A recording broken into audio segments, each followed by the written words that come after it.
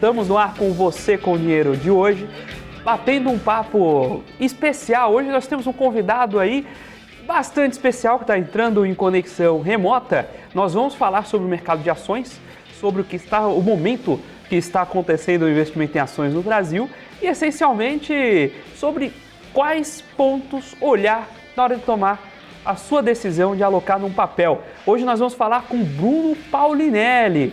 Bruno, muito obrigado por aceitar o nosso convite, muito obrigado por estar aqui conosco no Você com Dinheiro. Pô, prazer todo meu, tá me ouvindo bem, hein? Estamos ouvindo perfeitamente. Boa. Bruno.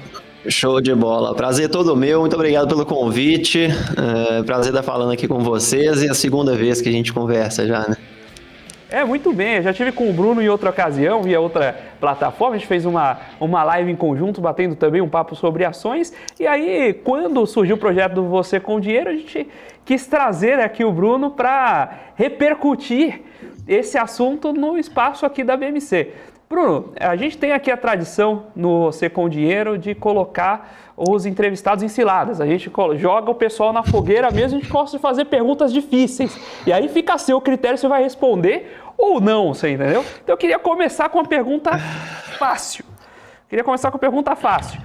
Preço importa, Bruno? É igual aquele meme do Toguro, né? Em pleno 2023 e a gente ainda tá discutindo um negócio desse. Mas assim, é engraçado. Inclusive, eu tava lendo a carta de um fundo famoso, do Terry Smith, lá um fundo inglês, e ele contava que assim, eles têm anos de gestão bem-sucedida e ele fala, não tem nenhum segredo, basicamente eu faço 3 coisas desde que eu comecei. Eu compro boas empresas, não pago muito caro por isso e espero. Então, assim, a gente está numa discussão até hoje se preço importa, é um negócio meio absurdo. Eu acho que essa discussão deu uma esfriada, né, depois que a bolsa só cai, porque quando só cai, as coisas estão baratas, então a discussão sobre quanto você paga fica um pouco mais fria. Mas quando está tudo subindo lá, como no final de 2019, por exemplo, que todo mundo discutia isso, mas assim... é óbvio que o preço importa. Eu acho que inclusive o pessoal confunde um pouco, eles usam muito a tal da estratégia do dollar cost average, né? Que é basicamente você comprar sempre, a todo momento, né? Você divide lá o seu aporte em meses, em semanas, em dias que seja, e aí religiosamente você vai sempre investindo, independente se o preço está para cima ou está para baixo, e eles confundem um pouco isso. Eu acho que segundo eles isso comprovaria que preço não importa, porque na média ali você vai pegar um preço bom e vai ter um bom retorno. Mas eu acho assim, na minha opinião, que essa estratégia do dollar cost average, na verdade, ela prova que o preço importa. Porque você fazendo essa disciplina de investir sempre, quando o seu aporte for feito num preço acima, um preço caro, vamos dizer, ele vai ser penalizado depois com o prejuízo que você vai tomar. Então, aí vai acontecer também que você vai comprar em momentos que está barato e isso vai fazer um preço médio interessante. Mas acho que a própria teoria do preço médio ali, ela na verdade, ela mais comprova que preço importa do que qualquer coisa. Porque você vai ser penalizado no momento que você comprar uma ação ou qualquer que seja um investimento ou ativo num preço acima do que ele vale, na verdade. Mas, enfim, a gente está tendo essa discussão. Essa discussão até hoje é um negócio engraçado. Continuando nas discussões engraçadas que já não deveriam existir, deixa eu te fazer outra pergunta, então. E você falou que preço importa, e dividendo importa? Assim, contabilmente falando, matemática ali é indiferente, né? É um dinheiro que sai do bolso da empresa e vai para o seu. Mas eu acho que o dividendo, ele tem um papel muito importante na hora de... porque ele filtra empresas geradoras de caixa. Então, isso para o investidor isso é bem interessante. Contabilmente falando, ele é indiferente, mas se você usar ele para filtrar empresas, né, você acaba fugindo muito de ciladas de empresas, tal das empresas zumbis, né, que que existem na base da injeção de capital. Então, quando você considera pagadoras de dividendo, pelo menos desse filtro aí, você já se livra de muita furada na sua vida. Ou seja, você que está ouvindo a gente, você está começando a investir, não caia naquela cilada de comprar a ação um dia antes do pagamento de dividendo para tentar ganhar o dividendo e sair, né? Isso aí, esqueça, não é disso que a gente está falando, a gente está falando do efeito sinalização, e eventualmente clientela também, de você, a empresa que paga dividendos, ela é muito querida por aquele sujeito que precisa recorrentemente sacar para cobrir suas despesas. Então você acaba acessando um mercado diferente. Não quer dizer que você tem um benefício de receber o dividendo comprando um dia antes antes da data X. Não é nada disso, ok? Então, como o Bruno comentou, a gente está falando aí de sinalização. O dinheiro vai sair da empresa lá, ele vai deixar de compor o valor da empresa e vai passar para o seu bolso. Então, não vai ter nenhuma geração de valor no pagamento do dividendo, né? Então, é indiferente, mas eu acho que é bem interessante, principalmente para quem está começando, né? Você conseguir filtrar ali empresas geradoras de caixa e tudo mais, então isso vai te livrar de muita furada na sua carreira de investidor. Falando em se livrar de furada, a gente tem agora um período de taxa de juros altas e possivelmente, ainda que não subindo, caindo numa velocidade menor do que a gente esperava. Dá para ter ações na carteira nesse momento, Bruno? Cara, dá. Eu acho que não só dá, como deve também, né? Porque acho que as pessoas confundem muito de ficar querendo decidir investimento com base no que ela leu hoje de manhã. Então, se você adotar essa estratégia aí, você vai acabar pulando de galho em galho, né? Você vai pegar só as desvalorizações. Igual teve por exemplo, no final de 2019, todo mundo só falava em investir em ações, small caps, principalmente, o negócio subia 10%, 15% todo mês, era uma coisa maravilhosa. Então, todo mundo só falava disso. E aí, depois, quando o dólar bateu quase R$6 lá, a conversa sempre era de investir em BDR. Aí teve um momento da China também, né?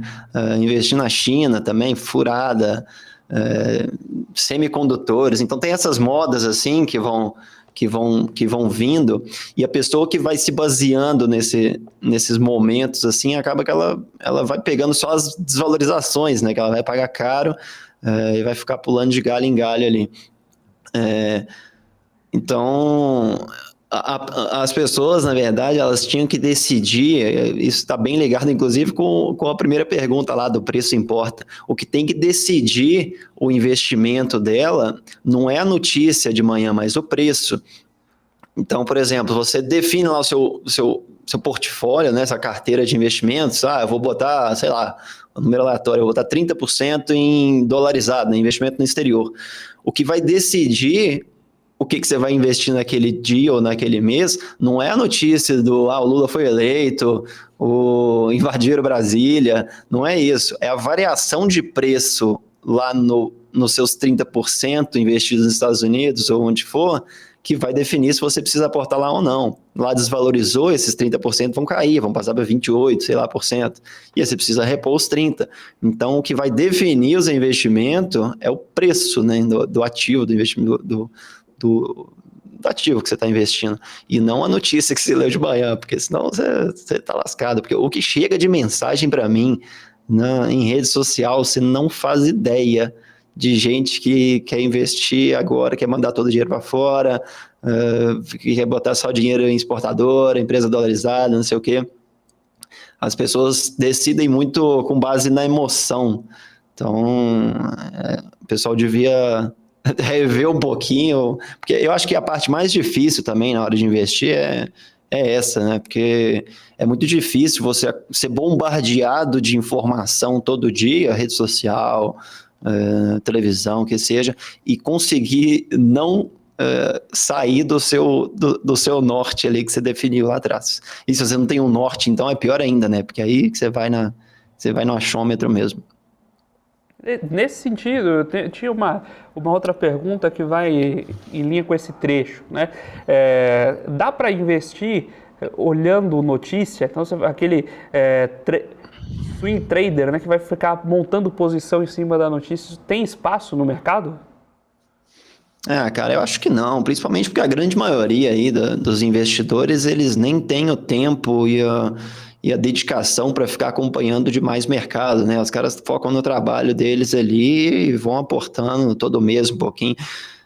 Inclusive tem eu terminei de ler aquele Rápido e Devagar, aquele livro muito bom, inclusive, e aí ele cita lá um jurista que chama Jeremy Bentham, que fala que o ser humano... a natureza criou um mestre que domina os seres humanos, né? São dois mestres, o prazer e a dor, dominam a raça humana. E é o prazer e a dor que vai definir como que você deve agir. Então, a pessoa acorda lá de manhã e o cara não gosta do governo ou do outro, aí ele se apavora e aí ele sente ou prazer ou sente dor e ele decide com base naquilo ali.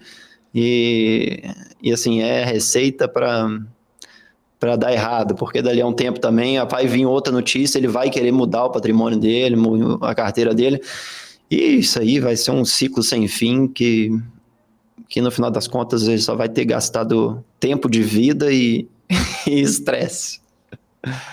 Agora, tem um... Quando sai um relatório do Serginho, por exemplo, né, do Powell, faz o... Aí você tem um choque por confirmações ou por mudanças de perspectivas, né? Aí, de fato, existe uma aplicação, uma mudança, eventualmente, nos fundamentos, que aí é o que você falou, né? Suponho que é a mensurar quanto disso impacta no valor que você esperava para a sua carteira, não é isso? Isso aí, mas assim, isso vai fazer o preço naquela hora ali, e esse preço vai afetar a sua distribuição nos seus investimentos. Então, como eu falei, você tem 30% dos Estados Unidos, tudo lá sobe, vai desbalancear. Então, se você for pensar, isso vai te ajudar a ir no contraciclo ali também, né? Então, o que tem que definir...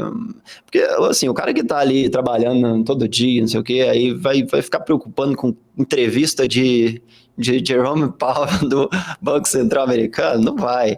Então, em última instância, a notícia vai estar no preço ali, né? Então, é o preço que, no final das contas, vai definir. Ele vai chegar no final do mês e falar assim, opa, parece que ficou pequeno demais aqui minha alocação em Brasil. Preciso rebalancear. Então, uma forma do cara conseguir acompanhar as notícias sem ficar bitolado, sofrendo com isso, é esperar no final do mês como é que está a alocação de portfólio dele e rebalancear tudo. Então, se tiver essa disciplina aí, cara, você vai dormir tranquilo e vai ter muito menos preocupação na sua vida. Agora, falar em dormir tranquilo, a gente teve um período de volatilidade importante na Bolsa nos últimos períodos, né? Como é que você... É exatamente essa pergunta, como você dorme tranquilo? Eu faço piada, né?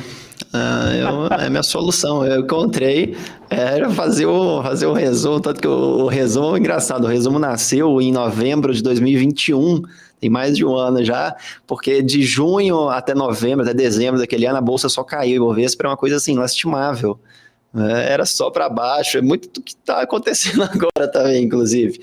E aí eu, desanimado, toda aquela noticiaiada ruim. E aí eu deitado no sofá assistindo noticiário, sexta-feira à noite, a jornalista também desanimada, contando como é que tinha sido o dia do mercado. Eu falei, não é possível, gente, negócio desse, tá todo mundo assim, na lona, preciso pelo menos rir disso. E aí foi quando eu comecei a fazer o meu resumo lá, que eu conto as notícias do dia de forma sarcástica ali, irônica, né? E aí é uma forma, né? O Ibovespa bate na gente e eu faço piada. Mas assim, eu acho que pro para as pessoas, o ideal, é uma coisa que eu faço muito para mim também, é ter noção de quanto dinheiro você tem estômago para ver ali a variação, né? Para ver caindo, desvalorizando e tudo mais. Então você tem que pensar num valor, foi assim que eu defini a minha alocação em renda variável, pelo menos. Eu pensei num valor que, se eu perder isso no mês, em 6 meses, que seja, tá tranquilo, não tem tanto problema. E aí você calcula ali, com base nesse valor, quanto que você pode investir em Brasil, né? Porque investir aqui no Brasil é certeza de emoções. Então essa foi a estratégia que eu adotei, pelo menos, né? Você comentou do rápido e devagar, né? Geralmente a gente tem esse primeiro impulso de decisão, vem muito do não processamento racional daqueles fatos, né? Você também comentou de o pessoal buscar as suas redes sociais para levando questões e eventualmente querendo migrar todo o portfólio para Estados Unidos, ali uma semana todo o portfólio vai para Brasil, ali mais uma semana todo o portfólio em CDI. Aí daqui a pouco o Brasil já vai quebrar, né? O que você pode deixar de dica para a galera em lidar com esse tipo de emoção, não tomar tanta decisão nesse primeiro impulso do sistema 1 lá do rápido e devagar? E o pior é que é difícil, porque assim, não adianta você falar, não adianta, a pessoa, no final das contas, ela vai aprender por conta própria, tomando ferro. Então, acho que faz parte do processo você errar, né? Porque é só errando que você vai acabar aprendendo no final. Mas assim, é difícil, porque todo mundo acompanha a notícia o tempo inteiro, é bombardeado por conteúdo o tempo inteiro, pô, querendo ou não, os conteúdos são sempre direcionados para o que está no hype, né, que o pessoal fala, para o que está na moda ali no momento. Então, se a moda é investimento em China, todo mundo vai falar de investimento em China, e aquilo, dificilmente você vai conseguir se distanciar. Então, assim, o ideal mesmo é você se afastar disso, e uma forma é você se apegar à sua distribuição de investimentos. Assim, eu falo porque foi o jeito que eu consegui, né? Porque eu também era desse que pulava de galho em galho, ia na emoção e ia conforme a banda tocava ali, ia mudando meus investimentos. A coisa começou a funcionar melhor para mim quando eu defini que eu não quero ficar pulando assim, até porque você fica pagando imposto, né? É o inferno, você fica financiando a máquina pública com imposto de renda. E aí você definindo uma distribuição que você se sente confortável, acho que isso já te ajuda demais em se afastar desses modismos que vão acontecer ao longo do tempo. Quando a gente pensa em alocação em ações, a gente todo o discurso que você está trazendo remete a uma espécie de valor intrínseco. A gente está pensando em investimento no sentido mais estrito da palavra, em ficar no papel por um longo tempo. O que você tem de ouvir? Pode trazer sua opinião pessoal, ficar absolutamente à vontade. O que você pensa no trade curto nesse espaço? Cara, eu acho que, assim, conheço pessoas que se dão super bem com isso, mas também acho que não é para qualquer um, né? Então, acho que nessa hora a gente tem que ir meio na estatística, assim, dificilmente você vai conseguir ter um bom desempenho ali ao longo do tempo. Então, acho que estatisticamente falando, acho que não é uma boa ideia não, porque você vai gastar tempo demais, saúde e no final das contas a chance de negócio ser rentável, realmente rentável, né, para valer o tempo que você se dedica naquilo, acho que para a grande maioria das pessoas é um negócio que não vale a pena. Então, eu sei que tem gente que vive disso e tudo mais, mas eu acho que para a grande maioria das pessoas, investidores do Brasil, aí, acho que é meio... Você tem que tentar se afastar, até porque nesse segmento é onde estão as maiores tentações, as maiores promessas de ganho rápido e tudo mais, e acaba iludindo muita gente e aí para o caminho errado também. Então, acho que no final das contas, você tem que descobrir uma estratégia que funcione para você ali e seguir ela à risca e não ficar querendo só porque o fulano ciclano consegue, eu vou conseguir também. Então, acho que é meio por aí. E você comentou sobre lançar em renda variável um montante que você conseguiria administrar a perda, né? Mas para tangibilizar para as pessoas, não, por favor, pessoal, quem estiver assistindo, isso aqui não é uma recomendação de montagem de carteira, cada um tem o seu perfil e vai a análise de perfil do investidor aí. Mas o que é um range razoável de alocação em renda variável, Bruno? A gente está falando de uma carteira que pode ir de 50% a 70%, a gente está falando de 5% a 30%. Cara, aí vai depender muito também da pessoa, né? Assim, e é uma coisa. E o ideal, na verdade, eu acho que todo mundo que comece com o mínimo possível. Eu conheço pessoas que, por exemplo, têm uma estratégia que, quando eu descobri, eu achei muito interessante. O cara deixa todo o dinheiro em renda fixa e só investe os juros em renda variável. Então, todo mês ele bota só os juros ali em renda variável. O negócio vai demorar uma eternidade para fazer algum peso na carteira. E aí ele vai aprendendo devagarzinho que o negócio ali é bem diferente de renda fixa, né? Que balança e tudo mais. Então, quando eu fiquei sabendo dessa, eu falei, genial essa ideia. Eu já tenho uma diferente, que eu tenho uma meta financeira de investimento em renda variável no final do ano. Então, eu tenho que chegar lá em dezembro, no final desse ano, eu tenho que ter tanto. E aí isso me obriga, quando vai desvalorizando, eu preciso correr atrás. Então me obriga, na teoria, a comprar quando os preços estão caindo. Quando está todo subindo, a meta vai subindo, vai embora sozinho, sem aporte meu. Então, eu acho que a pessoa tem que sentar a bunda na cadeira e pensar, primeiro, quanto que é um valor financeiro que ela teria problema em perder, e segundo, uma estratégia inteligente para, se ela ainda não investe em renda variável, ela ir aprendendo à medida que investe. Porque também é ilusão achar que ou você vai estudar, sei lá, vai ficar 2 anos estudando para depois começar a investir. Não, é melhor você começar e ir aprendendo ao longo do caminho. Então, acho que todo mundo devia fazer essa reflexão aí de montar uma estratégia de investimento que, no final das contas, se você bolar a sua estratégia, acho que você vai ter muito mais facilidade de aplicar e seguir ela à risca do que você sair copiando a estratégia dos outros. Então, essa coisa de investimento é um negócio muito pessoal, né?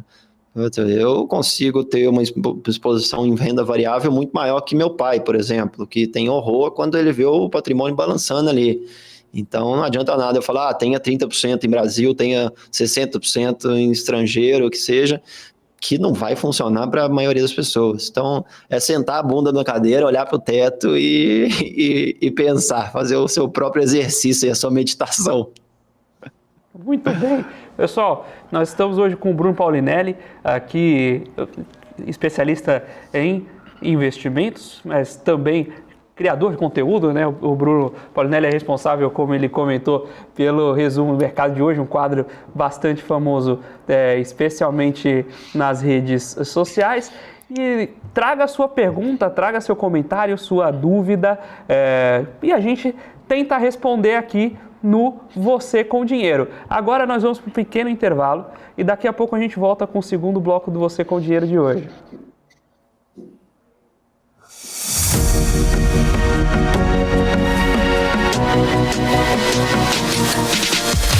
PMC News. Informação que gera valor.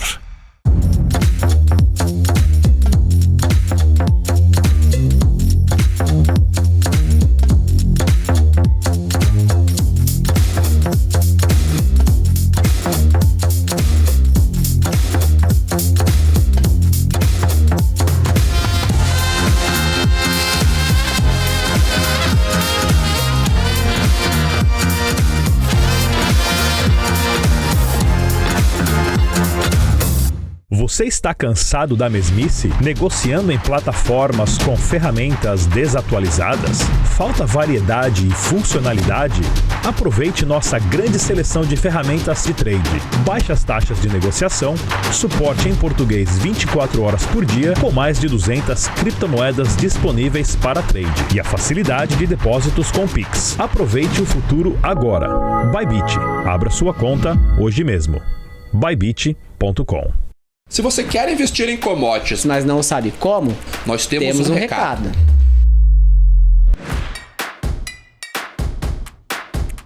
Estão abertas as pré-inscrições para o Commodities, uma imersão para investidores. Nos dias 4, 5 e 7 de fevereiro, em um treinamento presencial e online, com vagas limitadas, aprenda comigo, Ale Delara, e com o Vicente Zotti, como operar contratos futuros, derivativos e exposição internacional nos maiores mercados do mundo. Um intensivo para investidores iniciantes ou profissionais, analistas, gestores de produtos financeiros e profissionais que atuam em commodities. Diversifique a carteira, crie estratégias, entenda tudo sobre negociações, contratos futuros, cotações e vencimentos. Quer saber mais? É só clicar no link ou escanear o QR Code que está aparecendo na sua tela.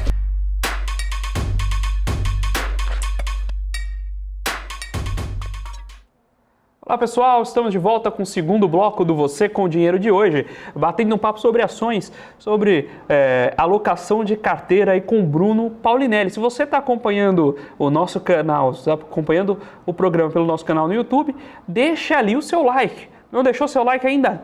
Dedo no like, pessoal. Tá chegando agora? Ainda não fez sua inscrição no canal da BMC News?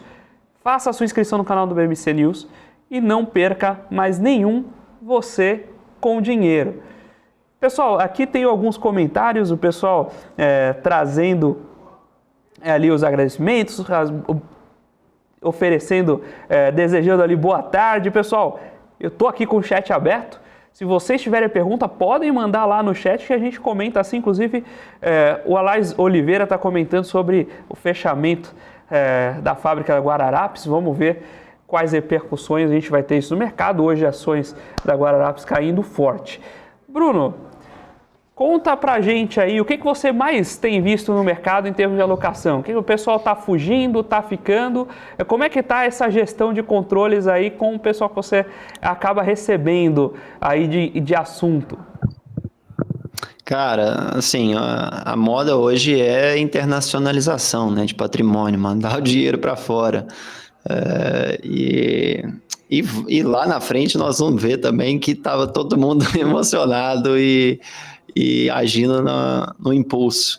Mas o que mais me pedem aqui, pelo menos de conteúdo e opinião, como é que é o melhor jeito de mandar dinheiro lá para fora, ações internacionais, o que estão me pedindo de vídeo, de conteúdo de empresas americanas. Puta, estamos na máxima histórica aí de pedidos. Então, isso é até bom, né? A criação de conteúdo, ela te dá essa informação a mais. Você consegue direitinho acompanhar como é que está o humor da turma no mercado. Então, isso reflete muito, inclusive, no nível de alocação que o brasileiro está na nossa bolsa, né? Os fundos aí, eu cansei de fazer brincadeira e fazer piada com fundo de ação brasileiro que está com dificuldade de manter as portas abertas aí, né? Que já estão batendo na porta Brasília pedindo auxílio FII, auxílio taxa de administração, porque o que tem de dinheiro saindo desses fundos então, em forma de resgate é uma coisa assustadora, de dinheiro indo para renda fixa e para investimento lá fora. Só que agora está acontecendo uma coisa engraçada, porque lá fora também está caindo. Então a pessoa está meio desesperada, porque bota o dinheiro aqui e desvaloriza, manda o dinheiro lá para fora e desvaloriza também. Então acho que no final das contas vai ter uma gigantesca alocação em CDI aí que vai penalizar a Bolsa por mais muitos anos à frente aí. O Lucas Rodrigues aqui perguntou de Paranapanema. Você acompanha Paranapanema, Bruno? Cara, a única coisa que eu acompanho de lá é o suficiente para escrever resumo, porque da empresa em si eu não entendo nada. Eu por acaso caí nela hoje, Não, foi por coincidência, porque ela tá com... por um acionista em comum de uma empresa que eu tô escrevendo um vídeo, mas assim, eu nem sei como é que é... Eu não sei nem qual que é o ticker da ação, pra falar a verdade. Não é porque eu acompanho, não. Agora, tem uma demanda aqui no chat, eu tenho certeza que você vai saber responder, né? O Daniel Vieira está pedindo para você falar mundo. Não, por que mundo? Não é por que será, né? Cara, é engraçado como é que as coisas acontecem, né? Assim, eu fui num evento recente aí de uma corretora e cara... Pode falar o nome da corretora, Bruno. Todo mundo é amigo aqui. Inclusive, seja qual for essa corretora, está convidada para você com dinheiro também. Isso. Não, eu fui no evento da XP do ano passado e, cara, eu achava que, assim, ia ter duas ou três pessoas ali que iam me reconhecer e tal, e tirar foto e tudo mais. A cada 10 minutos passava um maluco ou uma doida gritando mundo. Então o bordão pegou muito ali do quadro, né? Que é o bordão que eu uso para introduzir a parte de notícias internacionais no meu resumo. E o negócio pegou de um jeito que virou a marca, né? Esses bordões meu do mundo, e curte o vídeo, a galera adorou o negócio. O pessoal tá falando, já que você não falou, você falou o mundo, agora o pessoal tá falando aqui, ó, curte o vídeo. Manda um curte o vídeo aí pra deixar pro pessoal mandar o like aí também. É verdade, inclusive, e tem que pedir mesmo, porque esse pessoal é preguiçoso, eles ficam aí só sentados no sofá assim, esperando o conteúdo aparecer na frente deles, e não quer fazer nada em troca. Então, assim, obrigatório curtir, seguir canal e tudo mais, porque é o mínimo, é apertar um botão que vocês têm que fazer aí. O povo é meio preguiçoso, de vez em quando tem que chamar a atenção mesmo, porque senão fica lá só reclinado no sofá assistindo, achando que conteúdo brota assim, achando que a gente produz o negócio em 10 segundos também, né?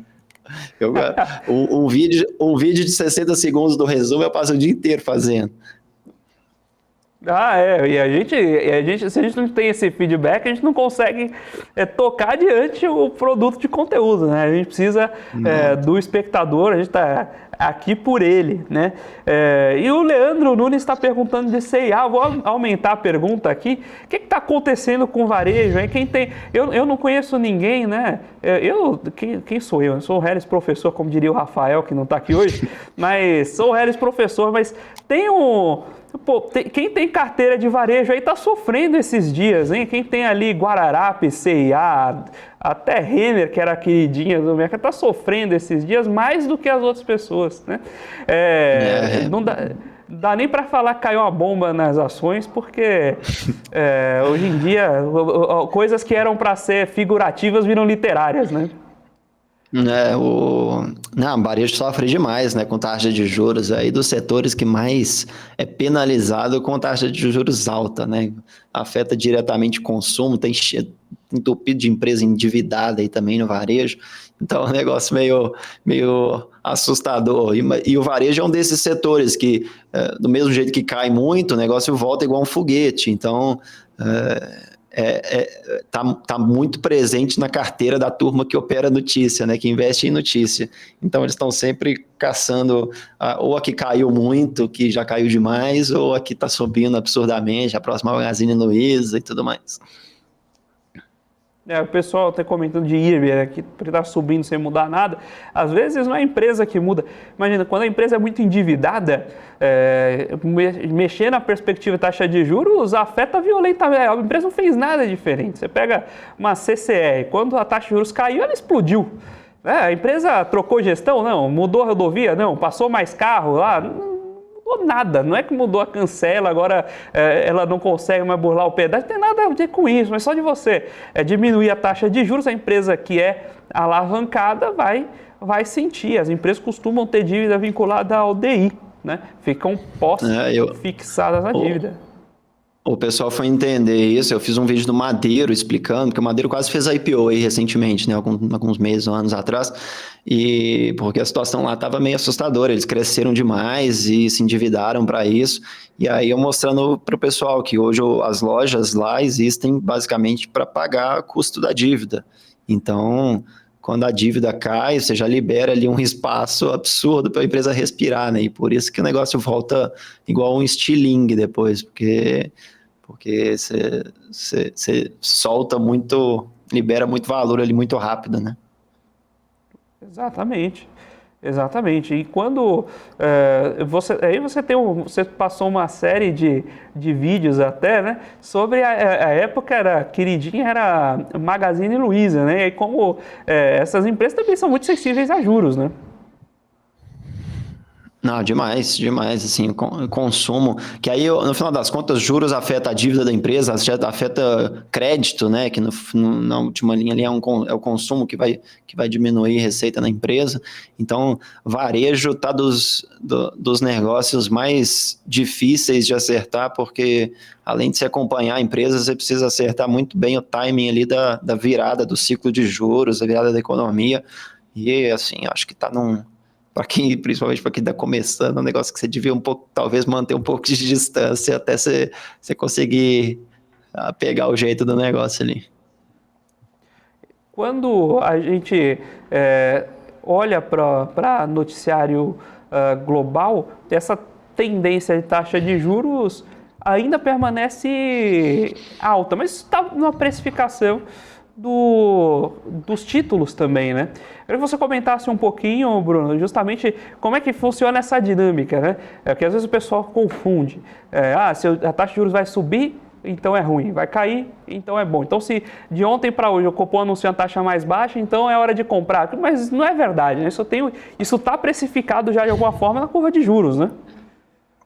Exatamente. A pessoa acha que ninguém sabe qual que vai ser a taxa de juros da próxima decisão do Copom, mas praticamente todo mundo sabe, a não ser que der uma louca lá no Copom e de mudar de ideia na noite anterior, todo mundo já sabe e isso já está no preço há muito tempo. Então, as pessoas não sabem, mas a taxa de juros ela também é um ativo negociado em bolsa, como qualquer ação, que é a curva de juros futura. Então, você consegue saber hoje qual que é a taxa esperada para daqui a 5 anos, até mais.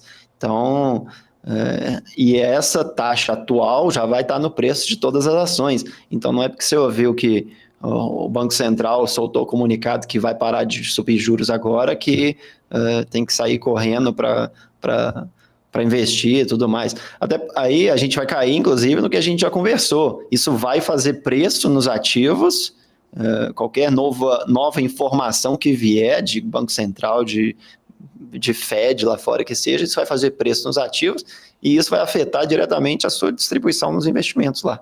E aí vai chegar lá no final do mês, depois que você fez a reflexão lá de olhar para o teto e falar assim, eu tenho que investir XYZ, você vai chegar no final do mês e vai ver que os seus investimentos em Brasil, Estados Unidos, inflação, pós-fixado que seja, variaram ali naquele mês e aí você vai fazer o reequilíbrio que tem que fazer ali religiosamente. Muito bem.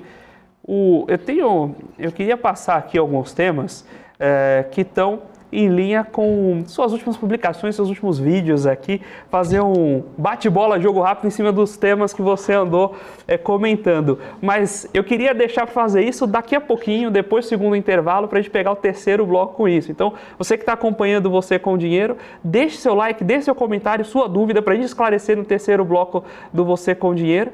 Mas agora nós vamos para um breve intervalo e já a gente volta.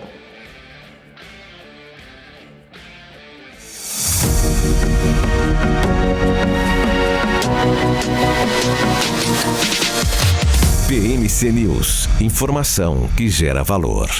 Atenção, investidor!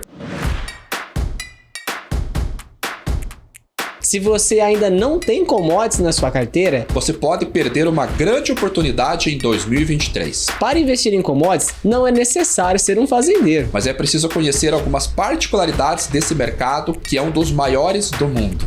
Por isso, nos dias 4, 5 e 7 de fevereiro, Eu e o Vicente Zotti vamos ensinar tudo que vivenciamos nesses anos sobre investir em commodities no mercado financeiro. por ser um treinamento com acompanhamento presencial e online, As vagas são limitadas. Serão 20 horas de conteúdo e um intensivão que vai acontecer Na sede da BMC News em São Paulo. Para saber mais, é só clicar no link. ou escanear o QR Code que está aparecendo na sua tela.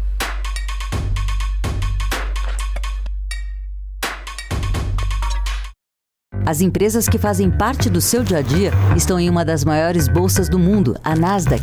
E a boa notícia é que você pode investir nessas empresas diretamente pela Avenue, sua corretora nos Estados Unidos. Com os dados das ações dos Estados Unidos fornecidos pela Nasdaq em tempo real, o cliente Avenue pode acessar diretamente as maiores bolsas do mercado americano. Entre neste mercado de tecnologia e inovação. Acesse avenue.com.br/Nasdaq e seja bem-vindo ao mercado global.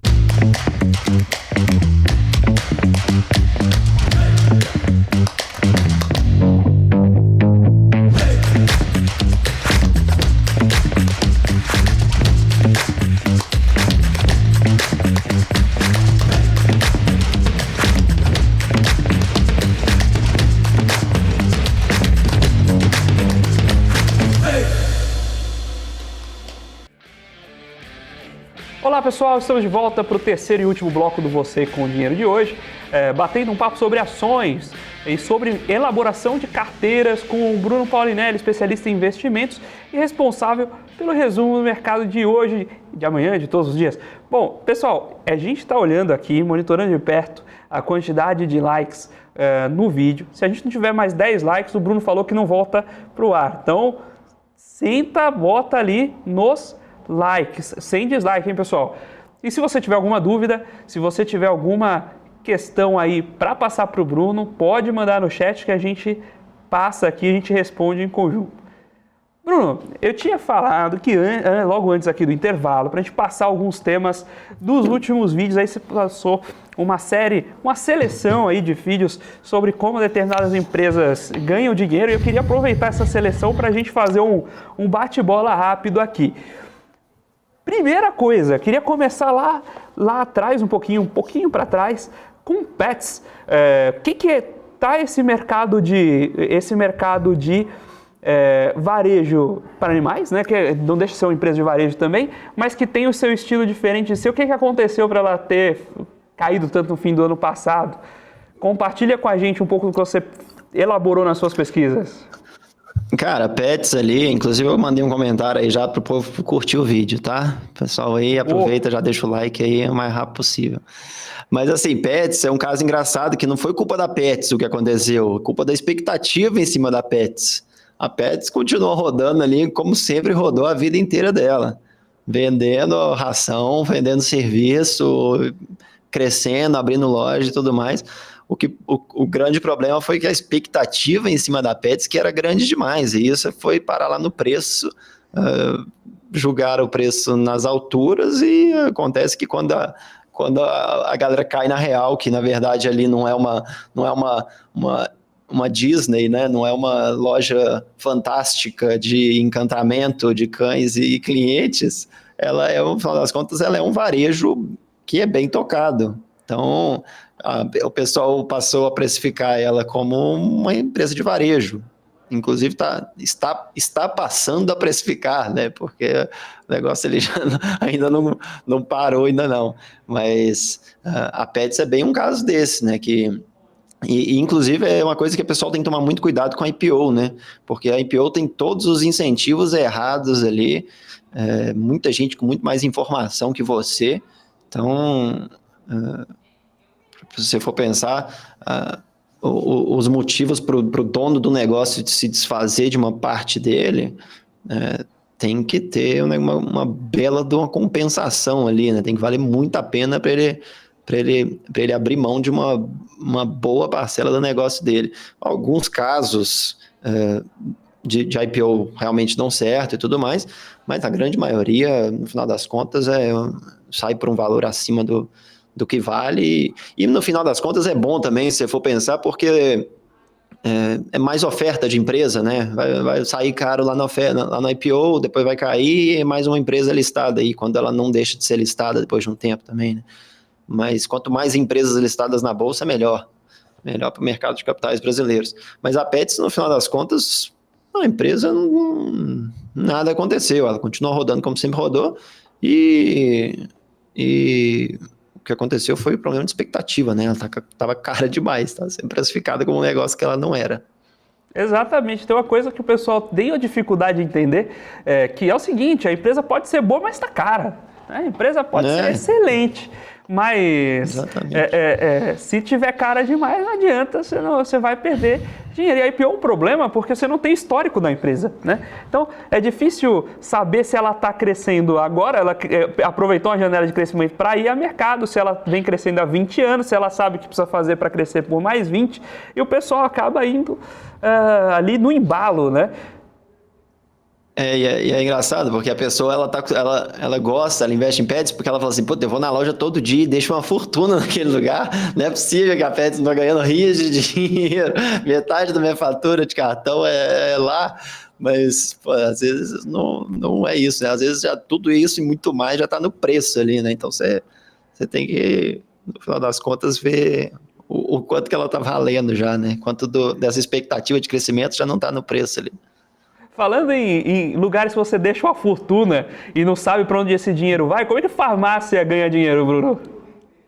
Então, cara, nossa, essa da farmácia foi uma coisa engraçada, porque eu tava na farmácia aqui, na rua de baixo aqui de casa, e aí eu na fila do caixa esperando, aí a mulher atrás de mim tava com três caixas de compra, assim, ela falou assim, nossa, a farmácia deve ganhar dinheiro demais, né? Eu falei, cara, não sei, nunca tinha pensado nisso, vou descobrir. E aí eu fiz esse vídeo, foi um vídeo que deu um sucesso danado também, e que as pessoas, é outro negócio também, que tem margem líquida ali, espremidíssima no final, porque você precisa abrir tantas novas farmácias a todo momento que no final o que sobra ali é coisa de 3, 5% de margem no final. As pessoas falam assim, não, eu trabalhei em farmácia, a farmácia compra um remédio por 10 e vende por 50, não tem como não ganhar muito dinheiro. Mas todo mundo esquece que depois que ela vende ainda tem uma tonelada de custo, despesa e investimento que vem depois aí, que vai comendo aos poucos essa receita.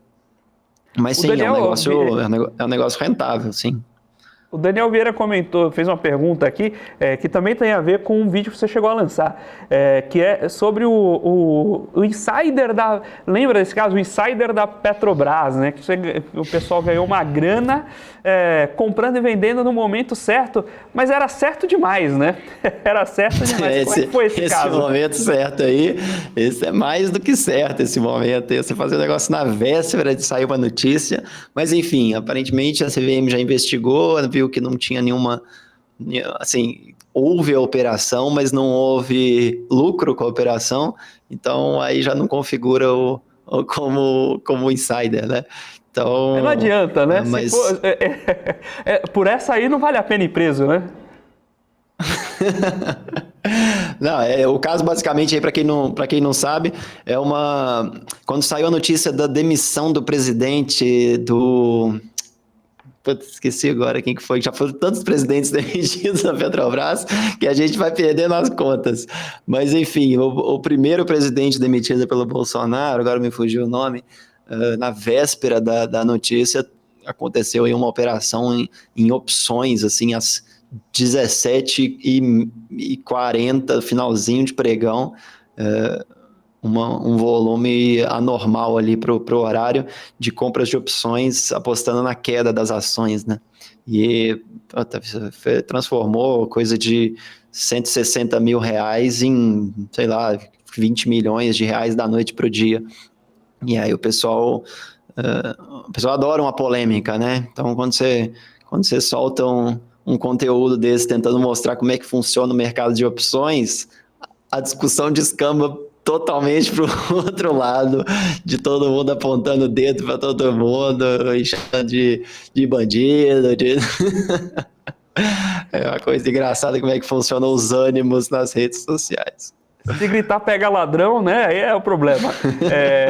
Agora, teve um outro vídeo que se vender cerveja dá dinheiro. Pô, pelo que a gente sabe de gente que perde dinheiro no mercado financeiro, né? E depois tem que comprar cerveja para esquecer, provavelmente dá dinheiro, a Ambev dá dinheiro, né? Mas é isso mesmo? O que você constatou aí nos seus estudos, Bruno? Não, a Ambev é um negócio rentável, sim. O problema da Ambev só é que ela ficou gigantesca demais, né? Então ela tem dificuldade de crescer. Então, inclusive, é uma brincadeira que eu uso muito no meu resumo das ações não saírem do lugar há, tipo, sei lá, 7 anos, que as ações estão ali batendo cabeça no mesmo patamar, mas é porque a empresa não consegue, apesar de ser um negócio super rentável, né? Inclusive no livro lá do Sonho Grande, o Jorge Paulo Lemann justifica, quando ele foi criar, né, investir na Ambev, ele falou assim, pô, eu olhei para todos os países da América Latina e as famílias, as pessoas mais ricas desses países eram sempre donos de empresas de bebida, né? E aí, então eu precisava ser dono de uma empresa de bebida no Brasil.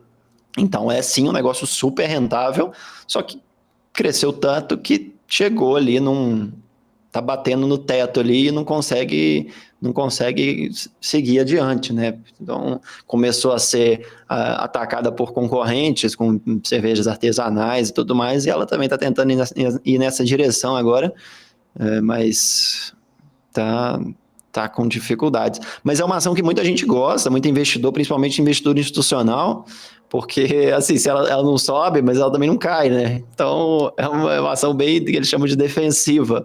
Então, o pessoal gosta de ir lá, principalmente nesses momentos de incerteza e risco, que ninguém sabe como é que vai ser política econômica e tudo mais, mas todo mundo sabe que a cerveja todo mundo vai continuar tomando, o álcool está presente na vida. Ou para esquecer, não é isso? Ou para chorar, exatamente. Então é também uma ação defensiva, né? Que tá 7 anos, fala assim, tá 7 anos que não sai do lugar, mas se você for pensar é bom também, porque tem 7 anos que não cai praticamente. O que para minha carteira já seria um alívio, né?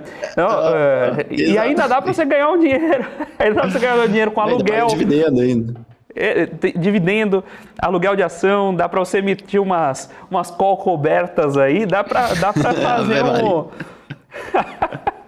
A gente tem que fazer um programa só sobre como rentabilizar sua carteira que não anda. A gente chama o Bruno de novo e fala, olha, Bruno... quando você sai... Vende e põe no CDI. É assim que você rentabiliza. Exatamente. Agora, teve um vídeo que você montou que tem um tema muito sensível aí pra gente da BMC. Quanto os bancos gastam com publicidade, Bruno? E você que está vendo a gente, né, no grande banco, você que é do setor de publicidade do grande banco, por que você ainda não está gastando esse dinheiro conosco? Diga lá, Bruno, quantos grandes bancos gastam com publicidade? Estão dando mole aí. Não, esse vídeo surgiu porque passou a lei das estatais, passou ali na mocada, né, na Câmara dos Deputados, na meia-noite, eles passaram a lei das estatais e todo mundo só focou no fato de ser uma lei para poder botar o Aloysio Mercadante no BNDES. Mas tinha uma outra mudança ali também muito grande, que ele que permitia que empresas públicas multiplicassem por 4 o seu orçamento de publicidade, né, publicidade, marketing, propaganda.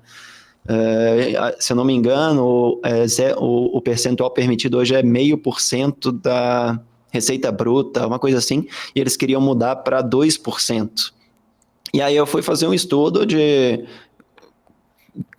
assim, 0,5% era pouco, 2% é muito, aí eu fui dar uma pesquisada sobre isso, e como bancos têm que mostrar ali aberto exatamente quanto que eles gastam com publicidade, propaganda e tal, dava para comparar Banco do Brasil com o Bradesco, Itaú e tal. E aí foi legal, porque 0,5% realmente estava abaixo da média dos outros, mas 2%, como é a nova lei, é muito acima da média. Agora eu não lembro de cabeça, mas seria o Banco do Brasil, se gastasse no máximo, gastaria 2 vezes o que o Bradesco, que é quem mais gastou. Então, foi um negócio bem legal, porque me deu a ideia de, vai vir uma grana de publicidade em empresa estatal aí, logo mais. Mas foi interessante, porque 2% realmente está acima da média das empresas privadas, né? Então é uma coisa que a turma tem que ficar de olho aí. E a Globo vai falir? Essa outra notícia importante pra gente aqui, né, Bruno? E tá começando o BBB, né? Não, esse é o povo. Vídeo de Globo e BBB é uma beleza nessa época agora, inclusive. Mas... A gente podia fazer um reality show aqui na Faria Lima, né? Inclusive o pessoal me pergunta demais que se eu fosse convidado para o BBB, se eu iria. Eu falei, não, eu iria só se fosse um BBB de mercado financeiro, só com as figurinhas do mercado financeiro brasileiro. Aí esse eu animava de participar, porque ia ser engraçado, pelo menos. Mas BBB ia ser engraçado pra caramba. Acho que o pessoal de fora do mercado não tem noção de como é que são essas pessoas no dia a dia. Porque às vezes elas veem algumas coisas, parece que é absurdo, mas no dia a dia é muito pior. Né? O que a gente vê de discussão em corretora, né? Parece que o pessoal vive na época das cavernas, assim, é muito divertido de ver. Às vezes, quando você está no meio, sofre um pouco, mas é divertido de assistir. O mais engraçado é que você assiste podcast, live, que seja, e você fala assim, nossa, aquele gestor, ele é um cara ponderado, ele controla as emoções. Aí você vai ver por trás, o cara tá xingando tudo, tá puto com o momento econômico, tá revoltado com o presidente atual, o presidente antigo, puto com não sei o quê, mas é muito engraçado isso, né? Então, muitas vezes são duas pessoas ali. E aí, mas a Globo tá falindo mesmo? A gente pode abrir uma sessão aqui na BMC para pegar as propagandas da Globo? Pode abrir. A Globo não tá falindo, não. Ela tem ali um caixa muito acima da dívida. Ela realmente tem uma dívida muito grande, mas ela é uma empresa gigantesca, né? Então ela tem uma dívida bilionária ali, mas ela também tem uma receita bilionária. Ela tem tido dificuldade em crescer o lucro dela ali, né? A receita foi meio que estacionando de 2014 para cá, né? O auge da Globo foi a Copa do Mundo de 2014. Ela ganhou ali rios de dinheiro. Naquele ano ela pagou coisa de 3 bilhões em dividendo para a família controladora lá. E de lá para cá ela está com muita dificuldade de crescer, né? Começaram a surgir aí os streamings e tudo mais.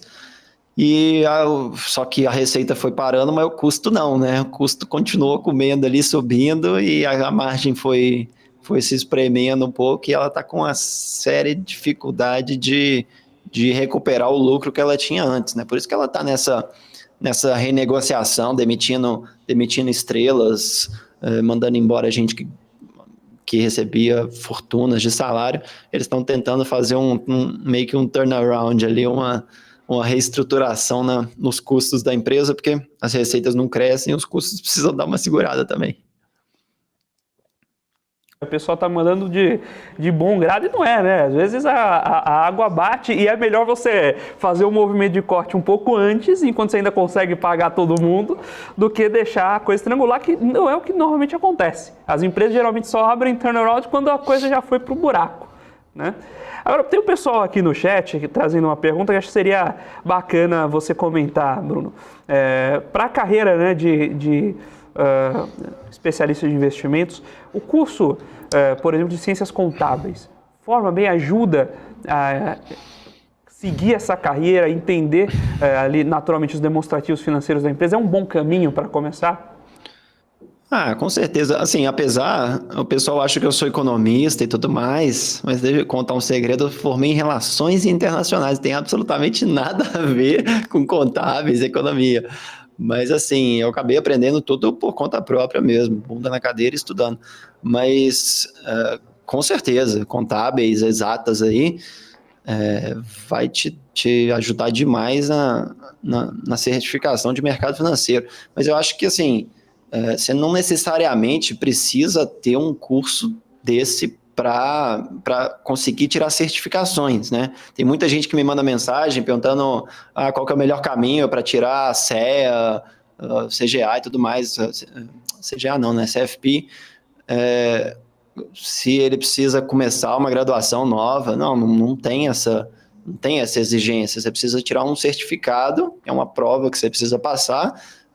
A própria prova do CEA, ela tem um nível de dificuldade, mas não é uma coisa, para quem já conhece de mercado financeiro, não é também uma prova que você precisa morrer de estudar, e é uma boa inicial ali para você começar uma carreira pelo menos de assessoria no mercado, né? Muito bem. Pessoal, hoje nós tivemos aqui a participação do Bruno Paulinelli, batendo esse papo conosco sobre ações, mercado de ações, constituição de carteira de investimentos. Você que ainda não deixou o seu like, deixe o seu like aqui para marcar o programa, é muito importante para nós, isso ajuda no nosso trabalho, é um incentivo para a gente sair aqui. Eu não sei como é que está aí em Minas, Bruno, mas aqui em São Paulo está chovendo, nublado todos os dias, então o incentivo precisa ser maior. Deixa o seu like. Tá Bruno, bem trágico, tá bem trágico. Muito obrigado pela sua participação, foi um prazer estar aqui com você. Obrigado mesmo por aceitar o nosso convite. A gente sabe que o resumo lhe toma muito tempo aí, mas é muito bom tê-lo conosco e essa acessibilidade na hora de passar por temas tão caros em investimentos. Boa, prazer é meu, obrigadão pelo convite aí, você, o pessoal da Com Dinheiro, da BMC também, é um prazer estar aqui, tô vendo que o pessoal mandou bastante coisa aí, principalmente os jargões, agradecer a todo mundo pela presença aqui na live, que veio lá das minhas redes para assistir aqui, valeu demais. Um abraço, Bruno. Pessoal, nós ficamos por aqui com Você com Dinheiro de hoje. Fique agora com Top News para o fechamento de mercado com a nossa querida Débora Oliveira. Até amanhã com mais Você com Dinheiro.